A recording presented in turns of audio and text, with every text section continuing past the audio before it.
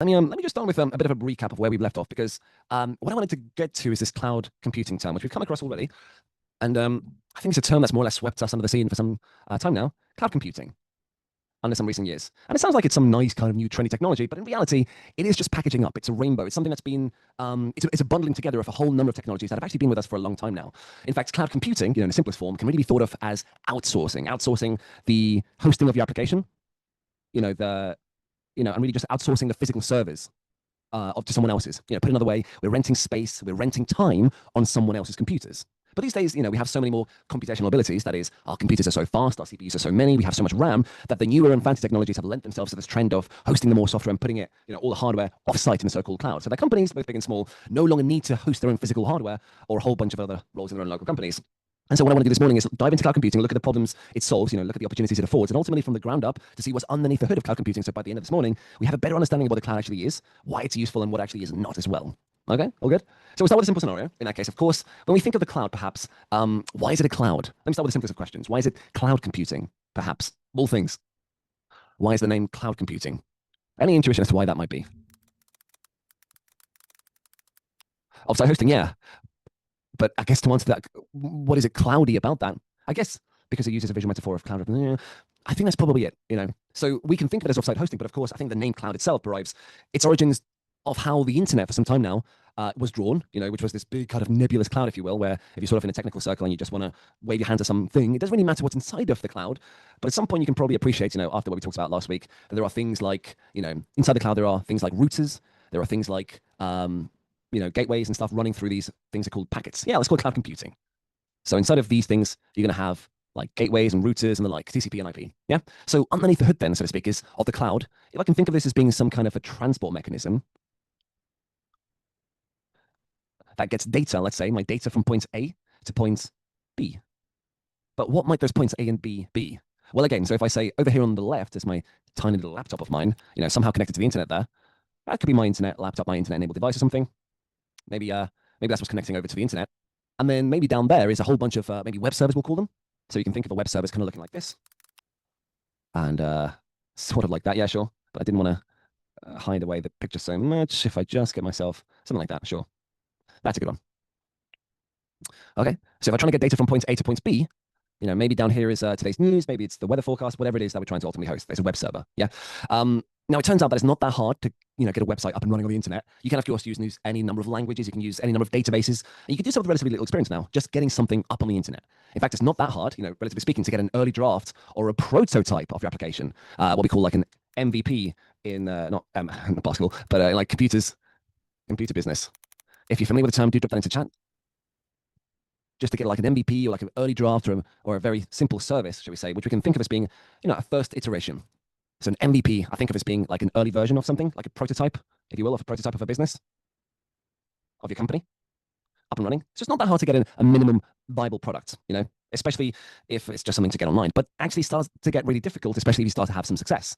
Is this a good problem to have in that sense when you start to have so many customers, a lot of very successful business, when you have a lot of people flooding through your door, a lot of people trying to get through for a moment, that all of a sudden it feels like you can't actually handle them all. So what am I referring to? Well, sometimes when you have so many people, you're then unable to handle the load. This is a good problem to have because you have so many customers, such good word of mouth, so much to tell, that a lot of these people are going to be hitting your website, your web server, and your web server is unable to handle the load. Now, that's a good problem to have in the sense that business is good, it's booming. But of course, it's an actual problem to have in the sense that your customers, all of them, they're not going to be able to visit your website and buy whatever it is that you're selling or read whatever it is you're posting. Your servers can't actually handle the load. Okay? And what do I mean by that? Can anyone hazard a guess as to what I mean by the load? If I say the server can't handle the load, what is the load? Traffic, okay. Yeah, so if we can tighten that up, if I say what kind of traffic specifically? You're on the right lines.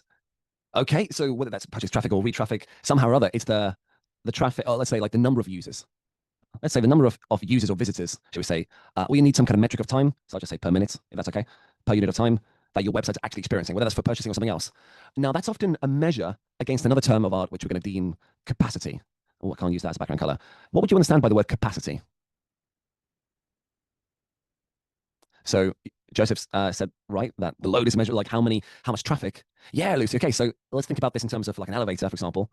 If you have been in one recently, inside of elevator, you're gonna you're gonna be able to see quite often there's a big old button. Can't really get one. Max capacity. I can't spell. I'm not even close. Something like this. But why does this elevator have this in the first place? Why did this elevator?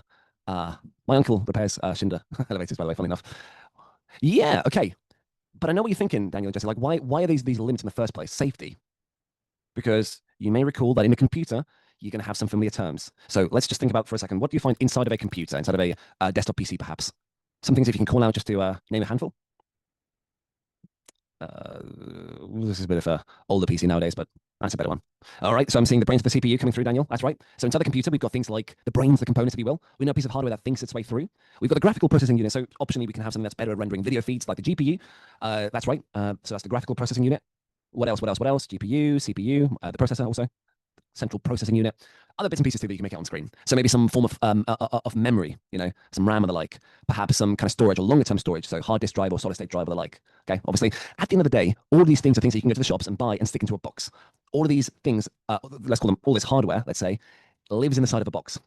Now, would it be fair to say that this hardware is finite? If you see where I'm coming from, you might say, yeah, I can only fit so much physical hardware inside of a physical space, inside of a computer box. Humans have only been able to pack so many resources into the physical constraints of a box this size. And of course, then there's also another reason why you wouldn't just, okay, well, I can get a smaller CPU or a GPU, and maybe I can get more of them. But what's perhaps a reason not to keep tacking on more CPUs and more processors and more resources inside the box? Because clearly, this space is a factor. But what if I told you we can get a bigger box, like Jaws, or I can get a smaller component part in there? Clearly, I have more space here. What's maybe another reason that I'm sort of restrained from keep buying more things? Think about yourself. If I tell you, why don't you just get another one? Yeah, get another power supply, get another storage, and it's also cost too. You might be able to afford so much computing capacity. So all this can really boil down to the capacity. Yeah. So just like an elevator does, you're right. Like in terms of safety, we can only fit so many people inside of let's imagine 10 people inside of an elevator like this. Open up the doors, and the moment the 11th person comes through, we're clearly going to have a problem. So that if a computer is able to do X amount of things per second, if we measure this as its load for a moment, then surely there's going to be some upper bound as to how many people can then visit your website, as to how many people can read from your servers, okay? How many people can add things to their shopping carts, because how many people can check out the credit card, whatever it is. Ultimately, that's because we have a finite amount of resources. We have finite capacity. What does that mean in real terms? Okay, well, maybe let's say that if I go, for example, your web server, and let's say, can someone give me a nice round number? Just give me a nice round number, perhaps. Just give me just a number that's not insanely big, but somewhat big. 20. Fine. So now, let's go for this one. Okay, smaller. So if this is your processor, which I'm deeming it's inside your web server, yeah? Again, a web server is just a computer. And I say that, this is your CPU. Maybe can handle 20 users per second. Let's just write that down. So 20 users per second. Maybe it can handle 2,000 users, 20,000 per user. It really depends on the specifications of your hardware, how much RAM, how much CPU, and so forth you actually have. Depends as well, to some extent, how well written your code is, how fast or slow your code is, so that the software actually runs on this. But ultimately, these are things that can be ultimately turned and tested. And through testing, you can actually figure this stuff out in advance by simulating traffic in order to estimate exactly how many users you might be able to handle at any given time. The relevance to today and to the cloud, so to speak, is the cloud allows us to start to solve some of these problems and allows us to start abstracting the solutions to those problems as well. Just to see what that means then. So at some point or other, it's not just my laptop anymore, but I go and tell everyone how great our website is, how fantastic our business is going. But it's more like 1,000 laptops. Like let's imagine a lot of different laptops. Oh, let's go for 20 laptops. It's going to be hard to get that right, but I'm just going to say a group of laptops. Yeah. If you just accept that you can see 20 on screen. Quite clearly, it's not. It's much less, but these are all my friends. Yeah, hang out with Windows machines. So these are all the desktop phones and laptops and phones that are somehow all trying to go and off and access, remember, my data here at point B. Yeah. So at some point, if I have 1,000 people trying to get through, somehow trying to access my server here, at some point, we're going to hit that upper limit. We're now going to be on that point then where, to borrow a term of art from an elevator, what's going to happen if you get 11 people to come through the door? So we've got 10 people currently, and the 11th person here comes through. Well, what's a term of art that we can borrow from this? It's over the limit, and as a result of which, what's going to happen to the elevator? Kind of a scary experience. It's gonna break. It's gonna stop. It's gonna catastrophize in some shape or form. Right. We've hit that upper limit. We've gone over limits. We sort of over capacity, shall we say? Yeah. Whereby no more users are able to fit onto my web server at any unit point in time. So what's my symptom for the people? At this point, if I'm over capacity, what is the symptom of this? What am I going to experience or feel if I'm visiting a website that's over capacity? How am I going to feel? Yeah, there's going to be a lag for sure. So that's for sure. There's going to be a lag. So you might see this kind of like spinning icon that goes on forever, or maybe doesn't respond at all, or more. Maybe it could be a 404 error. It could be something more generic than that. A 404 error is a status code for not found. It just might be a timeout error or some kind of error message of other sorts. It could be as well, but let's just abbreviate to an error of some kind. An alarm could be on the operational side of the kind of on the diagnostic side of things. But let's say that if it does respond, if at all, maybe it's 10 seconds too late. So at the end of the day, like the people trying to visit are either going to have a bad experience or they're going to have no experience at all. Because my server can only handle so many numbers of users per minute. It can only handle so many requests at a time. So what do we do to solve this problem? Okay. If I say that one server is not enough, like clearly I've got my 20 user CPU and I've got 21 through the door, how can I solve my problem of having 21 people now trying to get through to my service here? If one server's not enough, if one server's not giving me enough headroom, what do you think is the most intuitive solution for that? If one server is just not giving me enough oomph to get through, we might experience a crash. To borrow. All right, increase the capacity. We could go for the waiting room if I'm trying to serve the request with the same amount of server. That's actually a very common paradigm, some queuing service in a form. But if we can solve this initially with maybe just having 2 servers, yeah, or another server on standby, effectively, just go ahead and do that then. Instead of just having all in one server, let's go ahead and have 2. Let me propose then that on the second server, it's the exact same software, it's the exact same everything. I'm sure. So whatever code I've written in the first one, whatever language, it's whatever written up as well up top. I have copies of my web site, both here, my original server. I start calling these kind of original, or I'll start calling them 1 and 2, shall I say. So both on my original site here, as well as, the second copy down there too. So I think so. What have we now done? How have we solved the problem? In the simplest of sense, what have we done to our capacity? What have we done to our capacity? We've added more capacity, sure. What have we literally done? We've doubled it. We've taken our capacity and we made 2 of them. So if we said one server, we said could handle 20 users per minute or per second or per whatever, how many people per second can we now handle with 2 identical servers? Yeah, 40. Yeah, doubled it exactly. So I've doubled my capacity and that's good. Hopefully I've solved the problem, but it's not as simple as that. Like at least pictorially, I'm still just, that has to be over and over and over again. There are, so what is that you mean there? Like I have to keep adding capacity? Is that what you're hinting at there or some other problem? We'll get to that. I think, at least where I'm in the story currently, somehow we need to clean up this picture, this mess really at the moment. Somehow I need to think about getting, let's say my users, my network, my happy group of people here. More generally, let's call this my traffic. Yeah, how can I steer or direct my traffic not to one anymore, but to both of my servers? And yes, I can hear you telepathically telling me to draw like another arrow, like across the 2 and then on paper. But what good does that really mean? Like, I don't want to abstract this away so much of the detail that we're kind of ignoring the problem. I want to implement this notion of choosing between, up and down, between this arrow and that arrow there. And let's consider what the options might be. I'm going to take that suggestion to one side. And what we'll do today is we'll start kind of building a mental idea of kind of tools of the trade, shall we say. Load balancing is definitely one of them. Okay.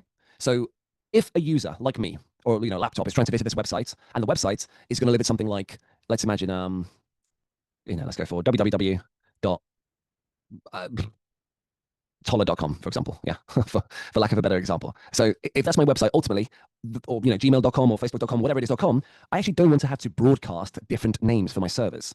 And you might notice this on the internet nowadays. Like you might notice if you start looking at the URLs of websites. So URL is this part, okay? Start to notice much more of the websites you're visiting, especially for older, stodgier companies who haven't necessarily implemented this in the most modern way. You might find yourself at something not like www.something.com or toller.com, but if you look closely, you might find something like www.1.something.com or .2.something.com. Has anyone come across something like that? .2.com? Yeah, World War III.com. And if I invite you to please tell me where, because I'm always looking for examples of this. There's only one that I can remember, which is one of Citibank. Again, there's many websites that do this sort of thing, but just one that always stay in mind, which is to say that if I go over to Citibank, yeah, again, a real domain, a real place that you can go off and talk to. So one example I came across there is Citibank, which is to say that this particular website, this Australian bank, they appear to solve this problem of having multiple servers by giving them different names, similar names, but still different names to their 2 servers or their 3 servers or the 30 servers or however many they particularly have. And then somehow thinking up of a way to then redirect your users to the different types of servers, 1, 2, 3, or however many they have, okay? Somehow we need to get from, citibank.com to www1, www2, and so on and so forth, to any number of those 3 servers at the bottom. But like, this isn't very elegant. And the marketing folks are going to hate this because now you're trying to build up some brand recognition around your URLs. And, why would you dirty it by just throwing in these arbitrary numbers in the URL? It doesn't look very good. It just doesn't sit right with me. And plus, if you fast forward a bit in the story, if for some reason down the road, if you get in the habit of doing what I do, which is all the time, if I keep coming back to a website I really like, does anyone use bookmarks? Yes. So what is a bookmark, or where can I find bookmarks usually? Or to the effect of what? Uh, and I'm asking you, like, what is a browser bookmark? What is the purpose of doing such a thing? A shortcut. Is it a shortcut to get to the link that you want to look at? It's a shortcut on Yeah, your laptop. Yeah, yeah. exactly. If I want to Mhm. get there, it's a shortcut essentially. I want to get there quickly because I'm not in the habit of typing out www.citibank.com, whatever. I'm more likely just to make a little bookmark, very reasonably, to those older names. But what happens if I try to bookmark perhaps? Let's imagine this one, number1.com. And for then some reason down the road, let's imagine that this particular server gets taken offline in favor of, say, like a bigger server or something. You know, now when I try to visit this URL for the next day, if I try to go and hit that particular bookmark, by gosh, I'm hitting a dead end. Like it's no longer there, it doesn't exist anymore. So what we're having is a problem there where we're trying to not serve, you know, many names with one name. Like we could solve this another way. The point is that we would create a problem very quickly. Like it's just a naming mess. Why would you bother having your user see something as messy as these numbered servers? It would be nice to do something a bit more transparently. So how can we do this? I think what Tyler pointed out was a good suggestion. What we need then is some kind of a middleman, something in the middle, so to speak. Something right now which we can think of as kind of living in this area, this kind of space, a cloud within a cloud, whereby somehow traffic is going to come from users on the left, redirecting again through TCP, IP, and the like, somehow getting through the internet, and then somehow is then going to make a choice between going up or going down. No matter how many of those servers we have, it goes to one of those actual web servers at the back. So how does this middleman, how does this black box potentially work? Let's go back to our building blocks for a second. Some of the puzzle pieces we've technologically got at our disposal now, because I'll ask you, what one thing does every server have? So what does every online server minimally at least try to have online in order to be publicly routable? So we know that every server has something. It has a mouthpiece on the internet. What is the name of that? Yeah, it's a public IP address. That's right. So we have something called an IP address, an internet protocol address, a unique address for this. Yeah. And it's again a bit of a white lie because there are technologies by which you can have private IP addresses in the world that we don't see. But let's just stipulate for the time being that every computer on the internet has something a public IP address, whether that's public or private, that we're trying to go off and talk to. Yes. Just to not complicate this too much. That's fine. Yeah, that's actually quite a good one. So maybe, just maybe, we could use an existing technology. We could use something called DNS, Daniel, Daniel Domain System, so that rather than returning just one IP address, of a server, when you look up www.citibank or toller.com or whatever, we return the IP address of the server at the top some of the time, and we return the IP address of the server at the bottom the rest of the time. All right. So effectively, we've got, let's imagine, I'm just going to abstract and say IP address 1 and IP address 2. Of course, we know by now that's not a real IP address, but just to simplify, we want then somehow this thing in the middle to return the IP address of this one and that one, effectively balancing the load. And balancing the load, the traffic coming through, our traffic across the two web servers. And in fact, if you start to do this 50-50, you can effectively take what's known as a round-robin approach and ideally uniformly distribute your traffic across multiple servers. And what's really nice about this model is that because we're using DNS, we as a user, we don't really need to know. We don't necessarily need to care about what's going on. At the end of the day, none of us humans really know about what IP addresses look like. If we're going to go off and visit, toller.com, gmail.com, bbc.com, we don't care about what the IP address is. We just care that our computer can find the server, can get to that server on the internet. So very cleverly, via DNS, we could, via this middleman here,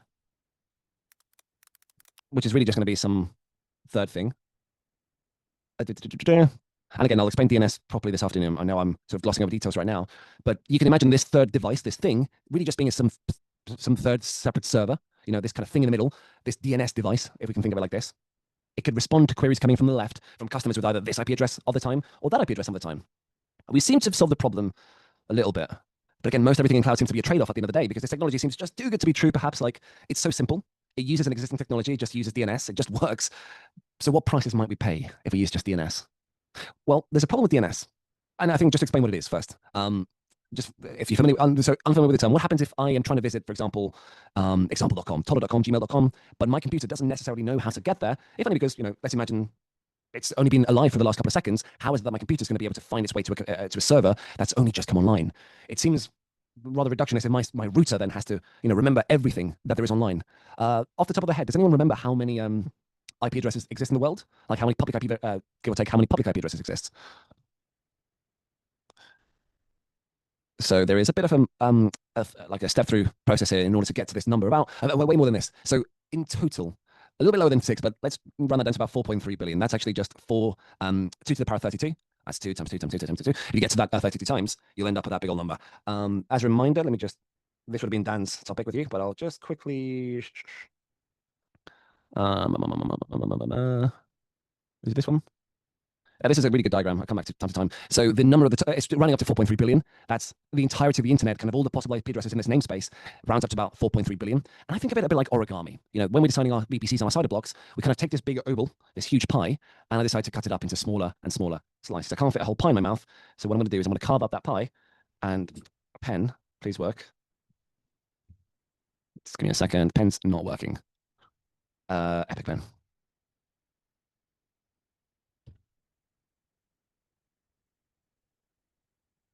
It's just really fidgety recently.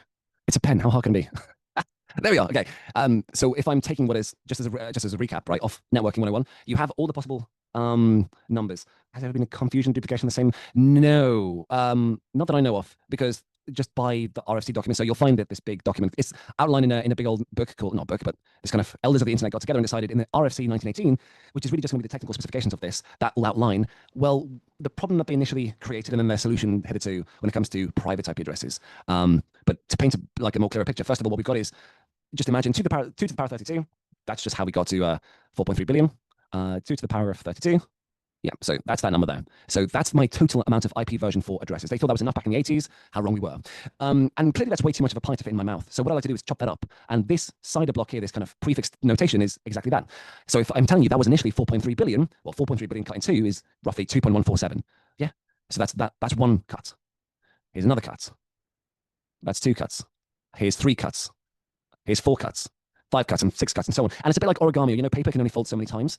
To that effect, like 4.3 billion, it only neatly divides itself up into a total of, let's get to the very bottom, after 32 folds of the paper, you're going to get back to exactly 1. So that's 4.3 billion down to just 1. That's how many folds, a total of 32 times, you're able to get there. The meaning of this is that cider is a way to denote ranges. It's a way of expressing kind of succinctly a range of IP addresses, not just one individual IP address, but a whole block of them side by side, a range of them, if you will. And my range, my size, let's say, my size of my VPC, of my network, can be decided here.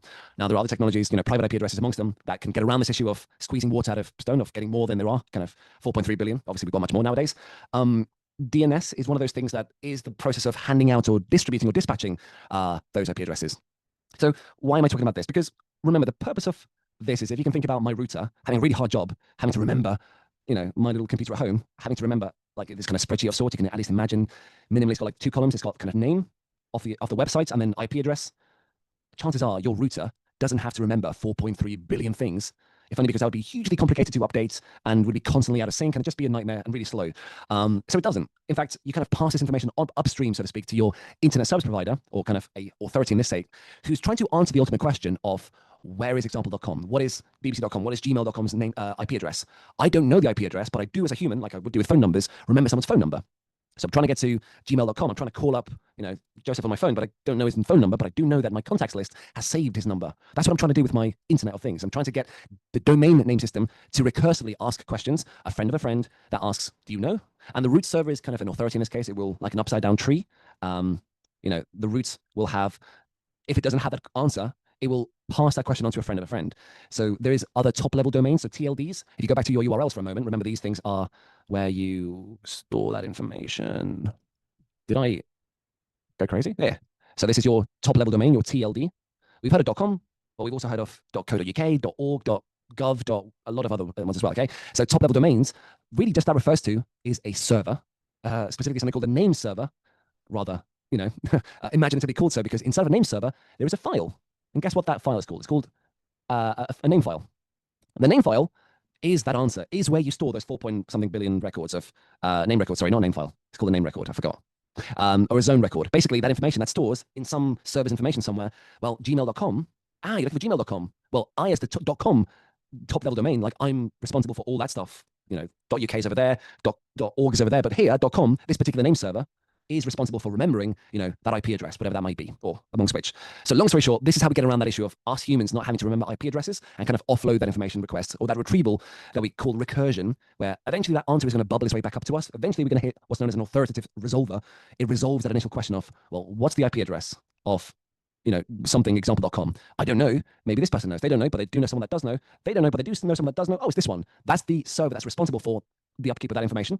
So, it could be 192.0016. Let's imagine it is. That information finally gets its way back to me, then gets given back to my computer, so that after this moment, finally I have that information I can go off and use to then query directly. So then my computer can independently or separately to this process, go off and request or talk to 192.0.0.16 separately. So finally, I get to talk to my server. What I'm telling you is all this here, that's the domain name service. It's redundant. It happens online. It's worked marvelous for a long time. But there is a problem with this. And there's a little bit of a problem. Maybe those that I know Rob might be familiar with this. There is a problem with DNS, and that is that it gets cached quite a lot. What does that mean? What does caching mean more generally?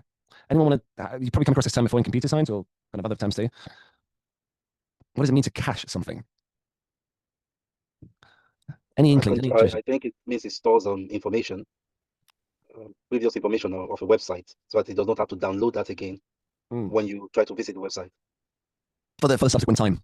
Okay, and that's the important bit, to go and visit that again. Too many cookies. Well, cookies can get cached too, but caching is more like a technique. Like we said, it means really just keeping some past answer around a bit for longer. Makes access easier. Okay, let me demonstrate this for you. If I can go off and if I can roleplay for a second. I'm a shopkeep. My shop is open for business. My shop sells all manner of things. This is me and my shop. Would someone please like to come to my shop and ask me for a particular item?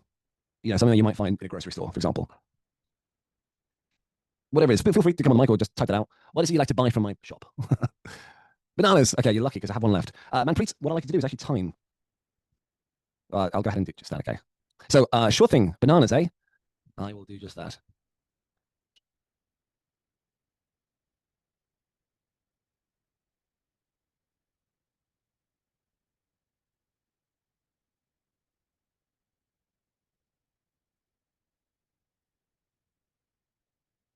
Thank you for waiting, sir. Thank you. Okay, sir. There you go. And we have just one in stock. I hope it's the one you're looking for. There you go. There's your Mankey banana. I don't think the filter's quite capturing it, so I'll put it in front of my face. There you go. There's your banana. It's a bit manky. But it took me about 33 seconds to go off to the store. That's the pantry I had behind me to go and fetch your bananas. How was your experience with that, sir? Can I ask? Did you have a good time in my shop today? When I had to go and retrieve. Too long. I'm so sorry that we failed to meet your standards. I'm always on the lookout to help and for customer satisfaction service. I would like to hear your feedback and hear any suggestions that you think might expedite your shopping with me. So my banana clearly is too far. It took a good 30 seconds. What is it that I can do in order to speed up this query so that next time when someone does come along, that they can get this banana a bit faster, hopefully? Would someone else like to role play with me? I'll just ask the same question, asking it for bananas. I would like to hear a suggestion, though, before I do go off and offer that same thing, that same product. Because right now what I'm saying is I have to go off and go check in the pantry, go and check the store, really, to see if we have such a product and come and bring it back. We have to retrieve it. What can I do to kind of speed this process up somewhat? What can I do? Literally think about human intuition. Rather than me going to the banana, all right, okay, so keep either more stock or keep it closer to the tail. I like that second option more because it's not about necessarily having more. I could have 1 billion bananas at the back. Yeah, go and get it yourself. Okay, you do it. What if I'm not that mean? If I had it somewhat closer, if I maybe put this closer to the till, perhaps, or have this to hand, so to speak, such as that the next person comes across and they're very they're got a pip in their step. They also come in and say, "Hey, I would like a banana."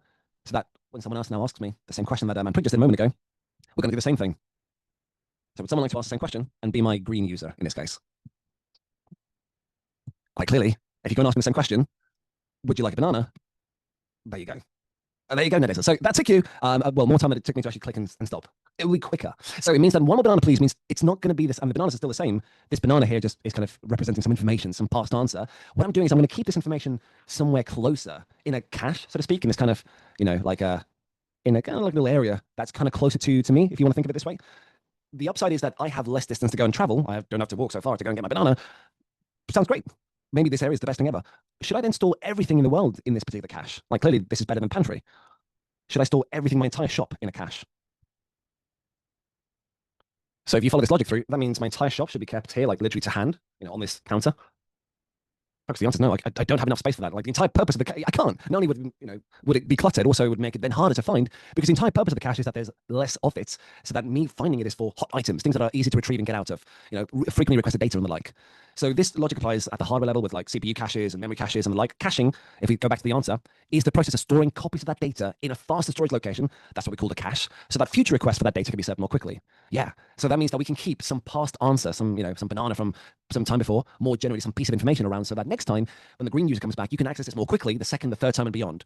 So computers today, as well as servers on the internet or other DNS servers on the internet, for performance reasons, they're often going to remember the responses that they got from the DNS servers. Remember, so I have to go and say, what's the IP address of example.com? And I have to go through this whole kind of back and forth, back and forth, back and forth.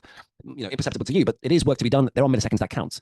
Perhaps rather than, for instance, if I go off and visit the same website again and again and again, if I go to, hypothetically, Toddler.com every couple of seconds, it'd be kind of stupid then if my laptop, my computer, for whatever reason, asks some DNS server for Toddler.com's IP address. If it's already asked that question, like, realistically, a few moments ago or something like that, it'll be a lot smarter than if my operating system, if my browser even, Chrome or Firefox or the like, or whatever I'm using, actually remembers that answer so that my computer can then just pull up that website faster by essentially just skipping a step, not wasting time again asking for an IP address of that server. We can just go through that whole process of remembering, it used to be 192.116, so let's just take that and go with it. Yeah. After all, like, IP addresses don't, as it turns out, change that often. Like, it's certainly possible for us to go and change an IP address. They don't change that often. But the key thing is that we can, especially now if you're worried about customers, not just some personal website anymore, but you might lose business. You might lose orders if people can't visit your website. And I would argue that anything that puts your server's uptime, so to speak, your availability, being accessible on the internet, anything that puts that up at risk is probably worth of some consideration. So let me propose then, let's go back and kill one of these servers. And it is I'd like you to please take a big gun and take one of these two offline, whichever one you like, one or two. I'd like you to unplug one of these two servers. Number two, ruthless. Didn't even think about it. So let's imagine a bit of fire. Oh no. Now, I'm not pointing fingers, but I did see Nadeza around server 2, drinking some coffee. She was playing Club Penguin on it before. She was downloading some dodgy things. Whatever reason, I'm not pointing fingers, but it is offline. Now, if the server to which I've been load balancing to earlier can no longer talk to the internet because it's on fire, what might happen? Well, again, if my PC, my computer here, has remembered or actually had cached this previous answer, let's imagine, because I resolved that earlier, I'm going to store that information in my cache. Remember, okay, just to speed up that query, because again, my PC is trying to revisit that same website again and again and again, and that old cached IP address apparently now is like a dead end. Yeah? It doesn't matter how many times I keep knocking on the door, no one's there to open up. And so even though I do have other servers at my disposal that could potentially handle my requests, my customer's order, my desire to check out, he or she's really not going to be able to visit that website until that cache expires. Okay? Or maybe we reboot our computer, or we kind of forcibly expire that cache. It often comes with something called a TTL, rather exotic name. Sounds like a James Bond movie if you're familiar with DynamoDB. So maybe that cache eventually grows stale, just like cookies do as well. Maybe we just wait some amount of time, which we're going to abbreviate to a time to live, until the cache forcibly expires. Okay, maybe the browser, maybe the operating system, some of the DNS server is then aware of this and then provides the remaining IP address. Okay, of that one. But there is that risk, and I would argue that risk then is even higher, especially for companies that are now considering moving their infrastructure from one service to another. If you're deliberately trying to move your service from one IP address to the other, as might happen as when you change cloud providers, so to speak, more on that in a minute. Really, if you change the companies that you're using to host your servers, your IP addresses will change. And what we don't want to do, folks, is incur any amount of downtime, so to speak. You think about the computer, I can't visit the website, the server's down. How much of that is the downtime? How much of my service is inaccessible? That is a bad thing in a situation like that. And there are these trade-offs. It's an easy solution, relatively speaking. You can use DNS to solve this with. Potentially, technologically inexpensive to do. It just works by using existing technologies, DNS, but you do open yourself up to that risk. And I want to address that. I'm determined to. All right. If you're determined to, maybe we come back after a short little pause, just a break or so. When we come back, if you've got your engineering hat to hand after a short break, are we ready to solve that problem? All right. Any thoughts, any questions just on that pause for the time being? I hope this is okay. We're going at a good pace at least. Let's go for a short pause, just to give yourself a bit of a breather. We'll come back and have a coffee break. We'll see what we feel like and how we can solve this problem architecturally in about 10. Sounds good? Go and touch some grass, folks. I'll see you in a minute. Cool the fire. But how? Oh, Godson, this is Mikey co-host. I forgot to do that as well. Rob is dipping in and out. I know he's traveling today. And Sarah as well. Good morning, folks. All right. I'm going to put my banana back before it gets a bit manky.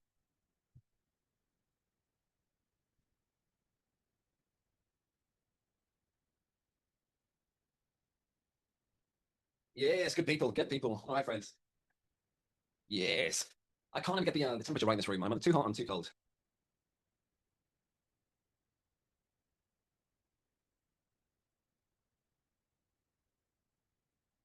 Oh, that's why. I was on mute. It is hot. What's the temperature like in the Urk at the moment? If you want to tell me where you're from, where's the temperature? outside your house right now. Let's do a bit of a competition. It is a nice chilly 23. Ooh, room temperature. You know the room temperature in room temperature? The UK is that room. 21 degrees, not where Joseph's from. It's tipping over to 24. It's high to 28 in some places. I'm in, I'll say Harrow, if like Northwest London, 23. It's the room. Yeah. where's 24? No, there's if you want to, I think you might be winning it for now. 24 and people are panicking. Please. It's a winter time here, folks. And we're kind of neck and neck. It's winter. Southend. All right, that makes sense. I love Southend. I used to go there all the time. Harry Ramsden's and all that. Yeah. It's a nice cool 21 where I am, but it's still waking up in the morning. We'll see. Yeah. Right. Let's get back to it then, folks, because, my friends, we have done a pretty good, hopefully, like this is at least revealing to you in the, I don't want to make it boring, is what I'm trying to say. I know I'm not as fun as Dan. I know I don't spend too much time going through things, but I want to get at least through the main stuff today before we go into a lab. So just as a brief recap, what we've got up to this point is we've had a problem with routing. Yeah, we've had a problem with trying to get this thing to somehow serve up different IP addresses. And, that was with DNS. It seems then that our problem really stems from one thing. Our kind of problem stems from really seems like giving these unique IP addresses to both this server and that server might not be the best thing in the world so much as that those IP addresses they can get cached quite a bit. So what if we use DNS as follows instead? What if whenever my laptop, when someone's request goes through for the IP address of Toddler.com, instead of giving the IP address of this or that, well, why don't we return instead the IP address of this device here? I'm just going to abbreviate to IP address number 3. This load balancer, as we'll start to call it, okay? A load balancer is usually just, Rob will tell you, some physical device, maybe multiple physical devices, whose purpose in life is just to balance the load. It's a load balancer, okay? So this load balancer is going to be able to see packets coming in through the left. Very similar in spirit to a router in that case. They do then route information, packets of data traveling in from the internet, from users alike. And then they go then sometimes up, sometimes they go down, sometimes they go left and right somehow. But their overarching purpose isn't just to get data from point A to point B, but to somehow intelligently balance the traffic, to somehow get that traffic across multiple possible back-end, downstream possible destinations for point B. Identical servers in the case of our story here. So what if instead is we address this problem of potential downtime, like we said before, by returning the IP address of not the individual servers, but the IP address of the load balancer. And then just to clear this picture up somewhat, I'm going to get another diagram, I think. So let's go for IP address routing diagram. Load balancing. Okay, that's better. That's good actually. Let's take this one. Just going to abbreviate again. Use this diagram just to simplify. Okay. So instead of again us returning the individual IP addresses, IP1, IP2, IP3, let's instead return the IP address of this load balancer here, which, like what we said, is instead by nature of private IP addresses or some other mechanism that in the end we as the users don't really need to know or care about. This load balancer in the middle somehow is going to route the traffic coming in through the internet to either the first or the second or the third device. All right. Okay. I think we've come to solve the problem somehow. So what we've done now is we've now configured our DNS servers to return the IP address of this load balancer. Okay, there's no problem with downtime as we described a moment ago, where for whatever reason, if someone takes off server 2 offline for whatever reason, no big deal, because the load balancer should hopefully just notice this. The load balancer should subsequently realize or start proactively, maybe someone gets a late night phone call or something saying, uh-oh, server 2 is down, maybe previously, then routes all the incoming traffic to the IP address of service 1 and 3 and not server 2. But how does it know? Like, how does the load balancer know if things are offline? What do you think, folks? Any interest as to how maybe, what is that magic? How do we configure the load balancer to be aware and to no longer send traffic over to server 2 in that case? Somehow they need to talk to one another, am I right? Clearly. Like, would you be happy if I called you up at some, get a late night phone call in the middle saying, oh no, server 2 is down, you better do something. And then you had to then run to the office and manually configure the load balancer to no longer send traffic to number 2, but rather 1 to 3 instead. Would you be happy if someone called you at 3 in the morning telling you to manually cut ties with server 2 and send over traffic to 1 and 3? Yeah, I wouldn't. Like, it seems kind of stupid in the day of automation and smart software today. Maybe we can do better. And we can. So a technique that's often used by servers is something that's modeled from the human world to use what we might actually describe as heartbeats. So let's add another thing to our box here of toys, heartbeats. And we can configure these things to actually configure the load balancer to servers 1, 2, and 3 as follows. Like maybe every second, every half a second or something, what we can do is we configure both servers 1, 2, and 3, there we go, to somehow have a heart, okay, and emits some kind of a heartbeat message, dun dun dun dun, some kind of a heartbeat message, and this is going to go off and talk to the load balancer, which is really just going to be some TCP/IP packet or some kind of network packet that's the equivalent of saying I'm alive, dun dun dun. Ergo the heartbeat metaphor. The point is though that servers 1, 2, and 3, or any number of other servers, they should be configured in such a way to constantly reassure the load balancer that they're alive, that they're accessible, that they're ready to receive traffic. It's a continuous ping, exactly. And the point of that, Manfred, is just to say or signal, as long as you can hear me, I'm ready to receive the traffic. And the load balancer, similarly, you might see where this is going. Like it could be very simply configured to have big old Martin Clune ears, Dumbo ears, just to listen for that heartbeat. So if it ever doesn't hear heartbeat coming from server 2 anymore, because let's imagine that one's on fire, what it should do is assume something's wrong, the server has died, it's gone offline, something bad has happened, and then the load balancer should no longer route traffic to that anymore. It should only, to that particular server. Okay, until some automated process brings that server back online, so to speak, until the heartbeat then resumes. Now, of course, the problem doesn't go away permanently. Like if servers 1, 2, and 3, if all the servers, stop emitting heartbeats, then that's really a problem insofar as that we really have no capacity for the users. But that would be an extreme scenario. Hopefully, it's just 1 or 2 servers that go offline in that way. So we can configure then our servers for those heartbeats, which if you think about it, is a very simple physiologically induced solution to our problem. And even if it's not entirely obvious how you might do this in code, it really is just an algorithm. It is really just a simple set of instructions. It is really just a box in AWS that you click to which you can then solve this problem with. And yet, damn it, we have introduced one more problem. We have really introduced one more problem in the sense that this is like the old leaky hose where just as we plugged in one problem or solved one thing, another one has sprung up somewhere else along the line. Does anyone see there's another problem on screen? Unless you see it, unless you're telling me it's perfect. You see, the whole motivation, if I can abbreviate our problem as a SPOF for a moment, the whole motivation of introducing server 1, server 2, in addition to the first server, was to do what, remember? What was the motivation for us adding another server to begin with? If you remember back to that discussion at the beginning, what was the whole purpose of dragging us through the ground there and getting another server online? Why did we double the capacity? So the whole motivation for making another server to begin with, such as that if server 1 went offline for whatever reason, or server 2 went offline, the other one should hopefully be able to pick it up. Again, these things have limits. Everything is designed to kind of work to an extent, and you're right. Those limits mean that we should probably think about kind of having some compensation, some insurance against that. What if it's a really super busy time? A lot of other users are all visiting at once. Is that a fair statement? We try to then give us enough sufficient headroom for that. So, in fact, the general idea here is something at play called high availability. High availability. I know this word gets thrown about a lot, and I just want to put a concrete definition on that. What is high availability to you? Or what is, if you can conjure up a feeling for it, what is high availability? So what we're trying to do here is kind of hedge our bets with high availability. But what is high availability? Before I hit definition, any thoughts? The maximum. You follow that thought through. Always there. Yes, but no. Exactly no. For the reason there is kind of a level above high availability, and that can often be abbreviated to an FT, not Financial Times. Something else they say, called fault tolerance. Yeah, okay, so redundancy, I think is the idea of play. I think that's closer to it. So I'm making a point of it because these things get conflated all the time, and I've talked to people who should know better that don't. So just to be on the same page here, high availability and fault tolerance are both with the end goal of trying to introduce redundancy in a way. Signal high pip pip. So if we define first of all what's high availability, this is going to be really simply defined by one or two things. A system's ability to remain operational and accessible for an extended period of time. So what you're trying to do with high availability is maximize your uptime, and conversely, the opposite of that is trying to minimize the downtime. Like if you try to go and visit a web server or a website or a service and you say, can I log into the website? I can't. The service must be down right now. Well, that is the point. Okay, that service is down. We're incurring downtime. The measure of which is often defined or thought of in terms of like a measurement in terms of a service level agreement, an SLA, which is often in terms of percentages. So you can announce this or really define this at a level or an objective, which is often measured as a time. So the golden ratio is your 5 nines of availability. So let's have a look. If SLA calculator, this is a bit of a topic, but again, an architect should be aware of these things. If your company says, or your client says, well, we're looking for high availability, and the golden ratio means that with 99.9, you can be offline for a minute a day, which translates to about 8 hours a year. That includes everything from, taking your service offline to upgrade, to patch, to backup, to all those maintenance tasks. That's acceptable insofar as 99.9. But notice, the more I kind of add on to this level, 99.999, that's the 5 nines, that's kind of the golden ratio, the kind of ideal number. You'll notice that this number then goes down right down to about a second a day, or 5 minutes a year. So clearly, the more that we try to throw more nines into the mix, it gets harder and harder and harder to achieve and kind of less time involved still. But the downside is that this is obviously a very difficult thing to do. There are very certain industries that we're going to come back to the last module that relate to fault tolerance. I'm not going to dwell too much on this right now, but just have it in your mind that high availability is a measure of how how accessible your website is. Like Godson says, kind of to point redundancy. And you're not wrong, Lucy, it's just that we can, it doesn't always have to be there. The definition is we're trying to maximize uptime, but it doesn't mean that we have to necessarily be uptime all the time.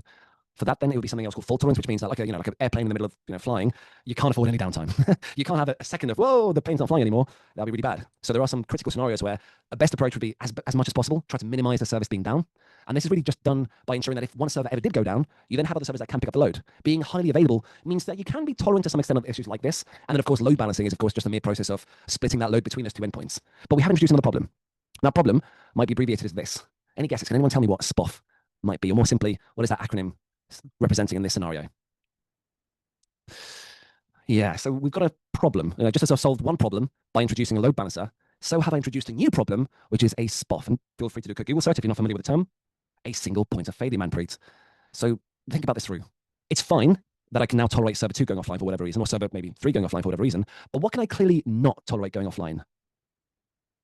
Think about this. What is a thing that I literally cannot afford to go offline?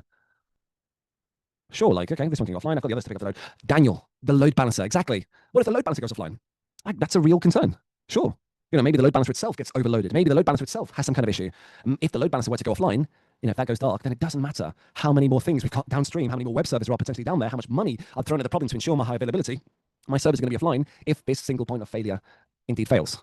Now, you'd like to think then that a load balancer, especially like if it only has one job in life, this is why it's often kind of thought of as a triangle, or kind of like a triad, like a three-tier web app. You can often think of it as like the web and the app and the data, the database tier. You're kind of seeing patterns like that already emerge.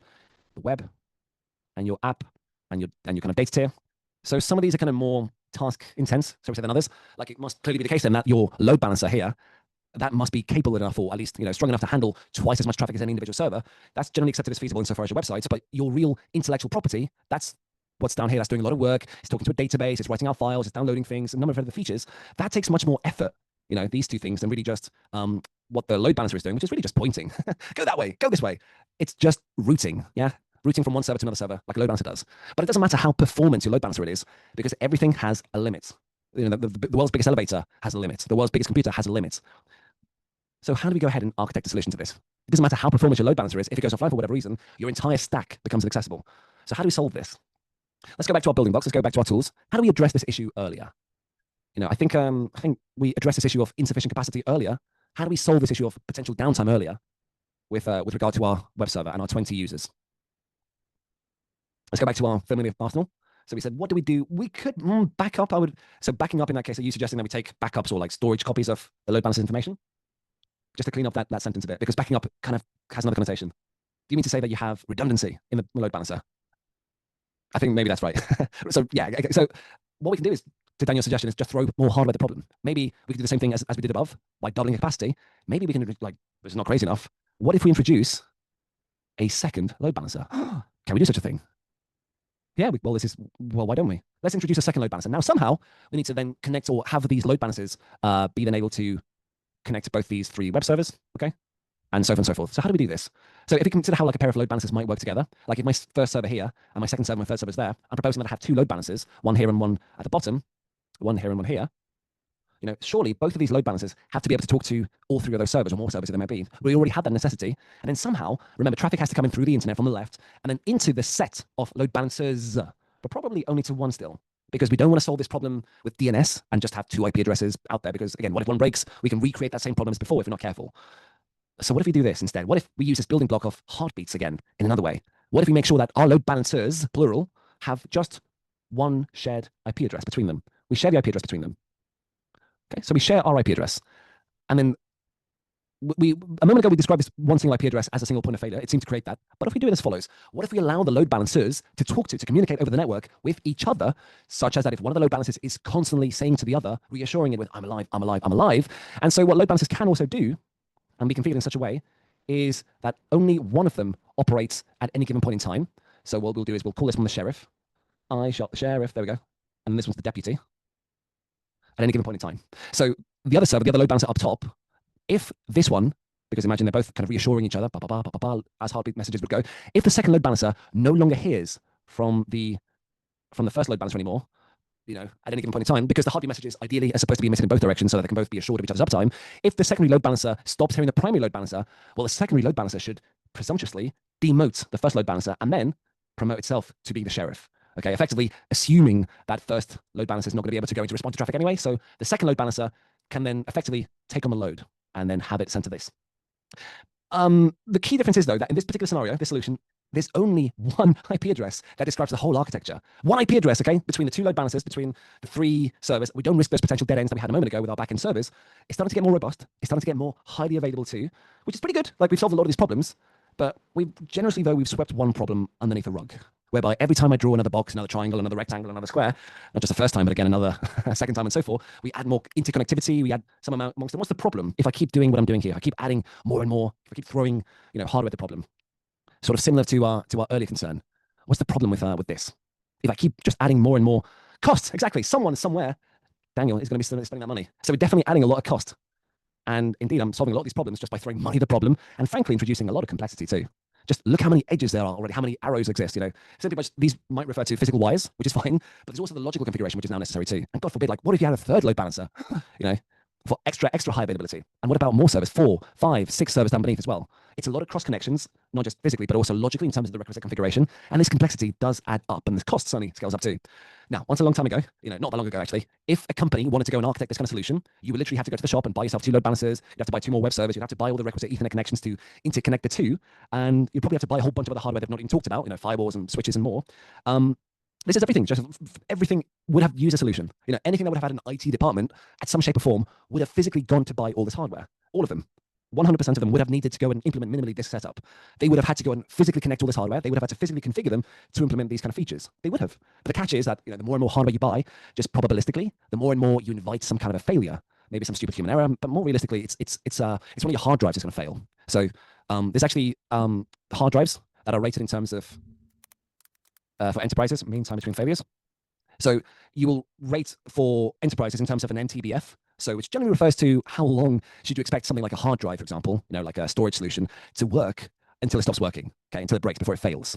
So that if what we're saying is we have a whole bunch of different servers, and I'm just going to add another box as a, so mean time between failures.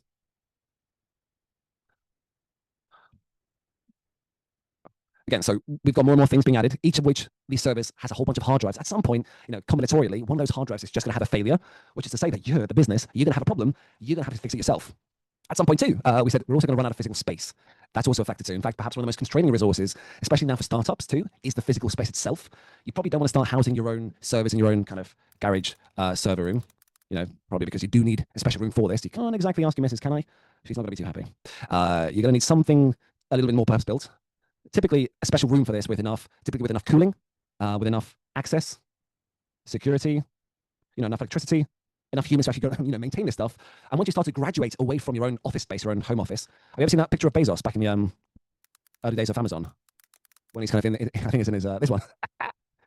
So as we move away from this, clearly, this ragtag setup into something a bit more purpose-built, you maybe go into a data center or a co-location facility whereby maybe you just rent up some space in a physical cage with a locking door, inside of which you're going to find racks of servers, which are just going to be, servers that are going to be on these big metal poles. And as you can pack as many servers as you can in there. But again, at some point, you're going to be bumping up against other constrained resources, both in the physical space, in the power, and the security, and the humans to actually run this. So very quickly, does operations, or ops, so to speak, become an increasing cost and increasing challenge. One of the most alluring features of the cloud, so to speak, is you can sort of move all those implementation details off-site. You can abstract many of those implementation details where you don't have to necessarily care about or worry about the physical wires. You don't have to worry about the make and model of the service you're buying. You don't have to worry about the things actually breaking between, someone else will deal with that for you. But you still have to understand the topology and the architecture and the features that you want to implement so that you can then go ahead and actually implement them in the cloud. So what do you actually get from cloud providers? There's a whole number of them out there. Of course, like these days we're talking about AWS. But the big ones, there's other big players out there. If you feel free to call out if you, again, we're not having an affair. We're going to talk about them side by side. So what are the other cloud providers that you might go off and talk to nowadays? So I think the three biggest which we now know of, we've got AWS. Go ahead if you can call out AWS. So what other servers, what other cloud vendors exist? Yeah, Google, Microsoft, perfect. So let's go and have a look at their website real quick. And there's a number of them out there, many of them, in fact, you can go off and kind of spend your life learning one over the other. But, oh, come on. I'll just grab a quick screenshot of, put that away, of all your services. Super annoying, ignore. So there's a whole bunch of services out there. If I just take a quick screenshot of this and then put that, let's say, imagine side by side to Microsoft Azure.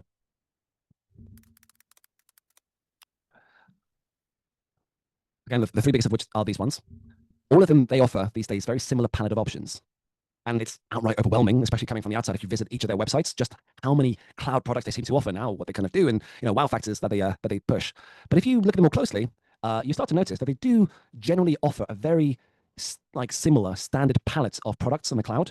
Again, I'm going to do this again for Microsoft, for Google. But if you look at them side by side, if you go to their websites, you can pick out that they're actually offering the same thing. For instance, like a virtualized server. We talked about EC2s. You don't have to physically buy a server these days and plug it into your own Ethernet connection or your own connection at home. You can essentially just rent a server in the cloud, which is to say that Amazon or Google or Microsoft or any number of the companies will just host that server physically for you. They'll take care of the issues of power and cooling. And even if a hard drive fails, they'll go remove the old one and plug in a new one. Ideally, they'll provide you with backup services too. But more than this, though, they can help us recreate in software this kind of topology. In other words, what I'm trying to say is that even without a human having to kind of physically wire this kind of graph together, get on their hands and knees and do it all themselves, this is literally what Rob's doing, by the way. He's not here because he's, as we speak right now, in Belgium, doing what we're doing in this kind of graph. The kind of thing that we're building up logically here, thanks to software nowadays, you can implement this whole paradigm, this entire stack, not with physical wires, but with software.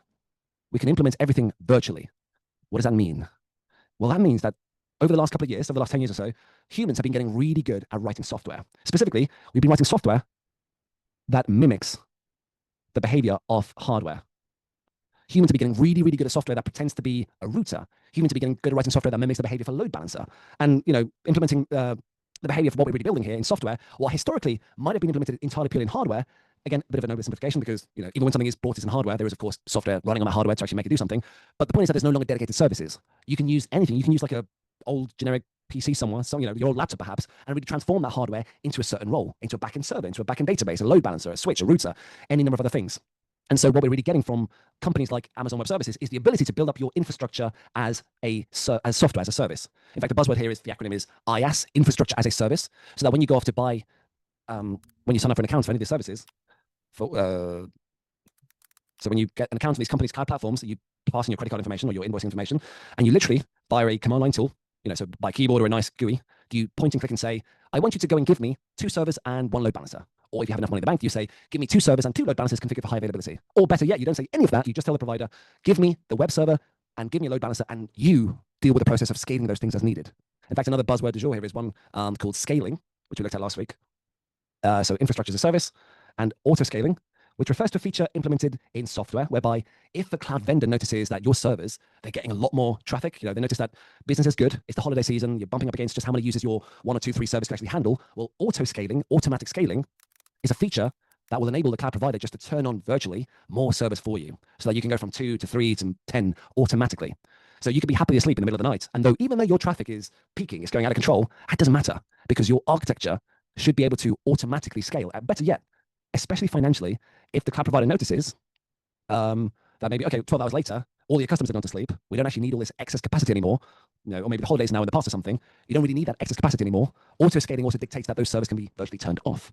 So you're no longer using them, you're no longer load balancing to them, and most importantly, you're no longer paying for them. So this is a really, really nice value added at this point, that there's no human crawling around on the floor, there's no person kind of data center wiring hell. This is probably where Rob is right now, trying to rewire things, plug in new servers and the like. There's no finance person having to approve the PO, having to order more servers to actually increase your capacity. And gosh, most importantly, folks, there's no latency. There's no time between the moment that you notice, we're going to be really successful and we can't handle the load, and there's going to be like a 2 to 3 week lead time before we can even get in more servers. We have to buy from abroad. So now, thanks to cloud computing, you can literally log into Amazon's website, click, click, click, click, click, add more server capacity within seconds, within minutes, far faster than you could ever traditionally would be able to do in the physical world, would have traditionally been able to do. Okay. So why don't we go and give that a go? I think, folks, that'd be a good pause just to see if we can check in with the first lab of the day, which is that on load balancing. We've given a good whirl of a tour, so a bit of a whistle-stop tour on how we got to the cloud. And what we'll do is we'll go through a bit of a lab now on load balancing more generally before we come back to talk about the advent of the cloud and automation thereafter. Okay, so whistle-stop tour, but any thoughts, questions, queries on how we arrived to where we are right now?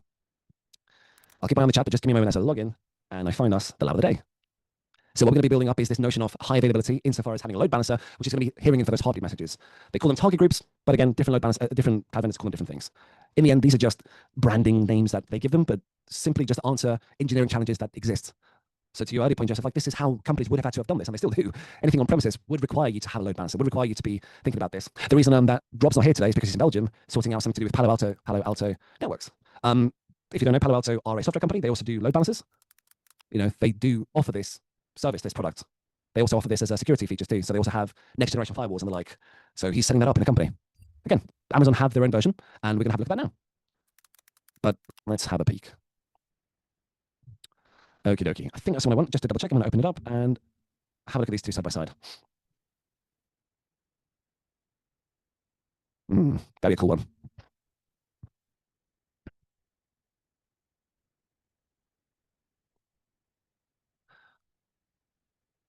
Yeah, let's try to do it. Perfect. So we'll just do that. We'll test connectivity to both web servers that live in 2 AZs, network load balancer, and then we're going to try to, again, cross-zone load balancing across availability zones, test how the load balancer behaves, and we're going to deliberately trip one up, so take one offline to see how the balance, the load then travels to the other one there too.